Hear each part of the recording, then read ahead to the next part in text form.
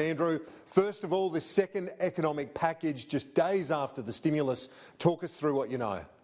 What I know, Kieran, is that this is not so much a second wave of stimulus, which we'll be seeing in the budget. This is what's being discussed here, as I understand it, between the Prime Minister, Treasurer and Finance Minister today ahead of an expenditure review committee meeting, are measures, potentially billions of dollars worth of measures, just to help industries stay afloat, and particularly industries, I guess, that really being hit by this crisis. So we're looking at further economic measures and support. You can imagine the health and aged care sectors might be in there. I don't know which sectors, to be honest, but it's been put to me, it's not so much we should be seeing it as stimulus, but as just helping people through this crisis. Now, of course, we heard Josh Frydenberg. It seems the Prime Minister's taken control, Kieran, because we saw Josh Frydenberg yesterday downplay the prospect of extra money going out at the moment. Let's listen to what he had to say to you on Sunday Agenda.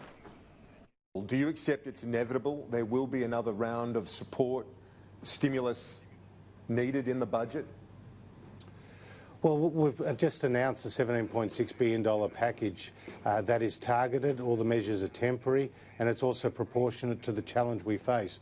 Treasury's best advice to me, Kieran, was that we should be looking at a package of around 1% of GDP. That's what this package is. And it's also front-ended. So of the $17.6 billion, $11 billion goes out the door before June 30.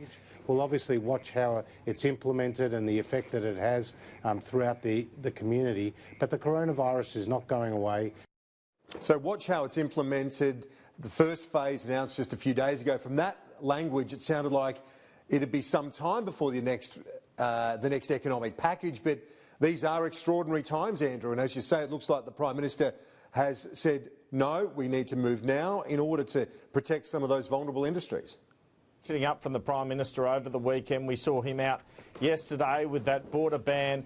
We've seen him he's met the Health Minister and AMA this morning. He's meeting key Cabinet Ministers today and tomorrow. There's a National Cabinet Sunday, there's a National Cabinet tomorrow.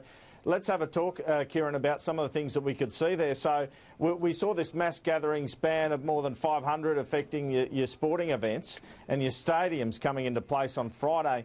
The Prime Minister this morning, he foreshadowed a potential change on indoor gatherings with a decision to be taken to National Cabinet Tuesday night. The fact he's foreshadowed that, I would think it's probably going to go ahead. This would obviously potentially affect things like weddings. I've learnt that a few days ago, medical officers considered bans on indoor gatherings involving more than 100 people. There are a range of options being floated, I'm told.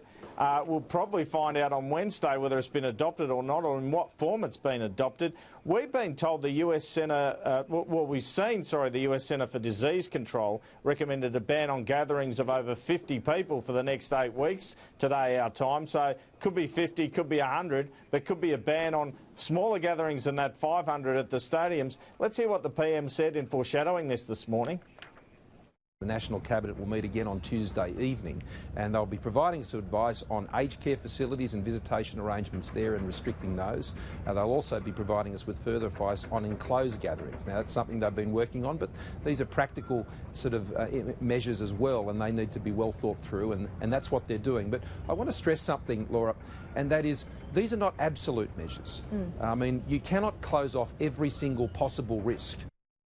Andrew, what's the information you've got in terms of the possibility of lockdowns? Yesterday, the Chief Medical Officer was talking about the prospect of shutting down a state or a city. What information have you got on that? Well, one of the options under considerations in discussions has been the prospect, if things get worse, of locking down a suburb or a particular area if there's a particular outbreak there. This has been highly successful in containing outbreaks in South Korea. I should point out this is not an option yet. We just haven't had that cluster in particular areas, Kieran, but the health officials have talked about this happening down the track potentially. Let's hear what the Premier of New South Wales, Gladys Berejiklian, said about this on TV this morning.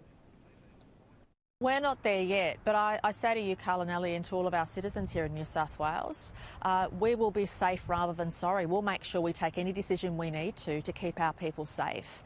I don't shy away from that. This is a life and death situation. One of the key areas of vulnerability we know in terms of the population is the older cohort, and particularly aged care facilities, Andrew, and the Prime Minister was quite frank on that issue this morning. He was. He flagged the potential of more action on aged care homes. There are already restricted visits. I think if you want to visit, might not be a bad time soon, because there is a chance of banning all visits at some point. That is under consideration. In terms of school closures, that's been downplayed to me at the moment. It will depend on the number of cases. I mean, we know it's a day-to-day proposition, but I haven't had any prediction that it will happen. In fact, people are predicting if it happens, it won't happen this week. Generally, anecdotally around Sydney, a lot of businesses are telling their employees to stay at home. At the moment, with public transport travel a real concern. Sure, that's the case in the rest of the nation as well. The New South Wales Labor Party just shut down all its branch meetings, as I understand it, put out a notice. In terms of Canberra and Parliament, heavily under consideration for the sitting week next week, Kieran, as I understand it, is a quorum situation where you'd have just 30 or 50 MPs and the rest would effectively be paired, voting on legislation instead of the whole 150 in the House of Representatives. That's a situation where backbenchers and staffers would not be required to turn up. That would require the agreement of the opposition leader. He hadn't been consulted on this morning, but several sources have confirmed this is under consideration. And I've heard in the last hour there's some other aspects that are occurring. There'll be no school visits to Parliament. Large functions will be off. Some pass holders, like former parliamentarians and state parliamentarians, will not be allowed in private areas. Pass holders will be asked to only bring in essential guests, non-essential guests, and members and senators will be asked to bring only essential staff. So Parliament to go ahead with less MPs, quite likely, certainly a hell of a lot less staff. Let's hear the Prime Minister this morning on radio sort of flag that quorum situation. There won't be a need, I think, for all the parliamentarians to come. There also won't be a need for all the staff to come as well, and the public galleries won't be open, and school groups won't be visiting, and all of those things. Andrew, we're standing by to go live to Anthony Albanese. He'll be joining us on the program, the Labor leader, and I want to get his reaction to the story that we started with, and that is this next economic package. So again, for our viewers, just recap, that we have the stimulus in terms of the household spend, the other payroll support and so on. But what we're talking about today is more for those vulnerable industries or industries at risk of going under, basically. Is that your sense of things? That is my understanding from the limited information that I have. So if you plot this and you look at the direction we're headed in, I guess, and the economy's potentially headed in, you've got Wednesday $2.4 billion for health, announced by the PM and Health Minister. On Thursday, announced by the PM and Treasurer, $17.6 billion for the economy. And now the Treasurer, Finance Minister and PM in meetings ahead of considering proposals for more economic support, as it's been put to me. So really an extraordinary situation, extraordinary times, and a big hit on the budget, Kieran.